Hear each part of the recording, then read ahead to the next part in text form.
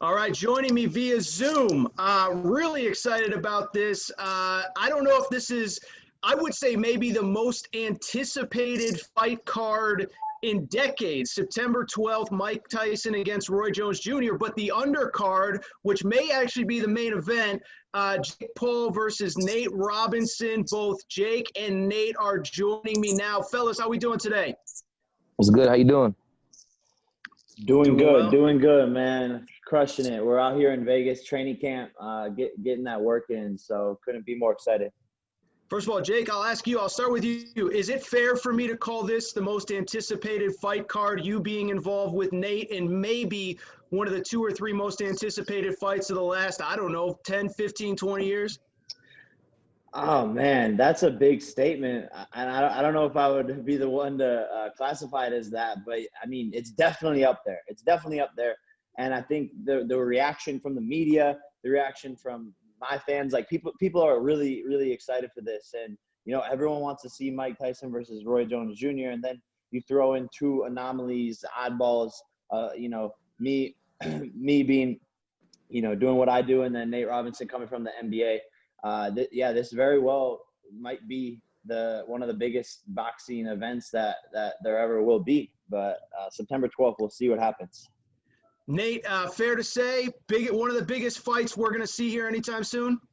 Oh man, I mean, it's definitely an honor just to be, you know, talked about in a boxing world like this with, you know, Roy Jones, Mike Tyson, and for it to be me and Jake is definitely a huge accomplishment. It's definitely an honor. It's pretty cool. We're getting so much feedback from our fans and just people everywhere, man. People are stopping us everywhere we go, just, you know, saying there's how excited they are. A lot of my NBA buddies, a lot of football buddies of mine are just, you know, they're all hitting me up and just saying like, this is really crazy. Like, you know, they're like, where can we get tickets? So everybody's anticipating it to be a great night and a great event. And you know, like I said, I'm just honored, and I'm just, you know, truly humbled by the experience, and I can't wait, man. I just thank God for the opportunity. You know, you guys are being too nice today. This all started, I saw you on TMZ calling out Jake. Explain to people who don't know how this all came together. I mean, I just, you know, I seen Jake, you know, calling out a lot of YouTubers. To me, in my opinion, this is my opinion, not anybody else's. This is my opinion. I just don't feel like the guys that he called out are worth calling out or even fighting. So I told my people, I said, shit, I'll fight him, and set it up. And they set it up. And, you know, he was kind enough to accept the challenge. And, you know, now we're here. And, you know, we haven't looked back. And, you know, we're definitely excited about this opportunity. And, you know, I really can't wait.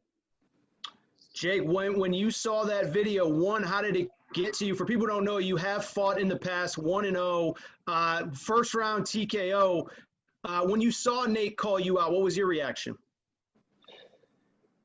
You know, there's a lot of people that have called me out ever since I started fighting, and you know, I'm used to it. I'm not afraid of anyone, and you know, anyone that wants to call me out, do it. Like, I'm down to fight. The opportunities just have to present themselves, and that's what happened with Mike Tyson's team. You know, calling me up, being like, "Yo, we got this fight. Do you want to be a part of it?" Sure. Who do you want to fight? Nate Robinson. Let's go. So, you know, I think it's cool. I think it's awesome what we're doing for the sport of boxing. You know, attracting new audiences, and you know, if someone wants to call me out, they can catch the hands. You know, I have a long list of people that I want to fight. And if anyone wants to be added to that list, make a call out, because I'm with it. Nate, when you hear Jake say that, you know, somebody's ready to catch the hands, I mean, as you said, an accomplished NBA player. We know you played Division I college football in the then Pac-10 at Washington. What do you have to say when you hear stuff like that? I mean, you know, he's his own man. He can say whatever, you know, the hell he wants in this a free country. I mean, for me, like you said, I'm just a student of the game, and that's all games. That's all aspects of it. It's pretty cool to step in a realm that I've never stepped in before. You know, to study and learn, and just get ready, man. The preparation for this is pretty cool because, you know, I think I stayed in tip-top shape basketball-wise, but I never knew how hard boxers really had to train until I started doing stuff now. Jake, you look kind of bored over there, man. Jake, you okay? No, just Yeah, like you know he has it to just put. sounds like he just, Googled. you know he it has to sounds put like on he. the show, man. It sounds like you he know he has to Googled put on the show. like what to say in an interview. Stop it, bro. Stop it. I'm Hey, surprised. how come you don't have your video camera on, bro? Did you spar for the first time? You have a black eye. What's up, bro? Yeah, man. Honestly, I really do. I sparred for the first time, and I got pieced in. So yeah. So obviously, You got my a black camera's eye, so that's why you're not on camera. Yeah, man. Safe to say, I'm too black to get a black eye, Jake. What I heard you're training with Floyd. Is that accurate, Nate? We got a couple people that we're training with. Floyd's one of them. A couple other people we have set to help me out and get in training camp with. So you guys just stay tuned. Come September 12th, you guys will see all the hard work that I put into this. Jake, I seen you said you're out in Vegas, and I seen basically since that first round knockout in your first fight, you basically been training nonstop for whoever the next challenger was. Is that fair to say? Yeah, I thought the KSI fight was gonna happen early or at the end of 2020. But we're planning on fighting in a stadium, and we want to be able to have a crowd and all that, so it got delayed. But yeah, I've been training. I'm in love with the sport, and it's something I'm passionate about. And like I said, this isn't just a one-off thing for me. So I'm taking it seriously, and I'm always ready to fight. If you stay ready, you don't got to get ready. Very good. Again, the fight September 12th on the undercard of Mike Tyson, Roy Jones Jr., available on pay-per-view, satellite, and also streaming on Triller. Jake, just take us through, what are you doing every day, man? I mean, Nate's obviously just getting into the gym. We're going to get back to Nate in a minute. He's training with Floyd. What do you do? Like, what's your morning? Are you eating raw eggs? I mean, what are you doing to get ready here? Yeah, I mean, the diets, we have a private chef in the house, so we're going 3 crazy healthy meals a day. Pretty lean. I'm eating the calories. I don't have that much of a weight cut, but we're doing, jogging, sprinting, strength and conditioning, all sorts of cardio, sledgehammers, tire flips, that sort of stuff in the mornings. And then we hit the boxing late at night, and just put in that work on the mitts, the heavy bag, sparring, jumping rope, all that good stuff. So, this is a professional boxing training camp, and I've done it before. I've done it multiple times, and we're just going back into that routine. But I feel good. I wish the fight was this weekend, so I'm ready. What about you, Nate? I mean, you said you're new to the sport. You're a fan of the sport. I saw you say you watched some Ali film and all that stuff. I mean, you I don't know how much training have you gotten in, but how you getting ready? I mean, I train every day, man. It's something that I've been doing every day of my life, so it's nothing different. Just a little different boxing training, just getting, throwing punches, hitting the heavy bags, about to start, getting the sparrings in. It's a little different than, training for basketball, football, or running track. So, the running and all that stuff, that's something a part of my everyday training. So I'm just ready, man. I'm just ready to September 12th, just hurry up. It's taking too damn long. I saw Jake said in another interview that, in basketball, somebody taps you, you get to go to the foul line. I mean, you think you're ready for the physicality of this fight? I'll let you be the judge September 12th, man. I've been playing basketball and football and ran track my whole life. I've been playing nothing but physical sports. So, I mean, this is nothing new. Jake, same question, man. I mean, you're 1-0, but I don't know if you ever faced an athlete quite like Nate. As I said, Pac-12 football player, Pac-10. I was told he could play in the NFL if he had stuck to football. What do you got? Yeah, I don't care.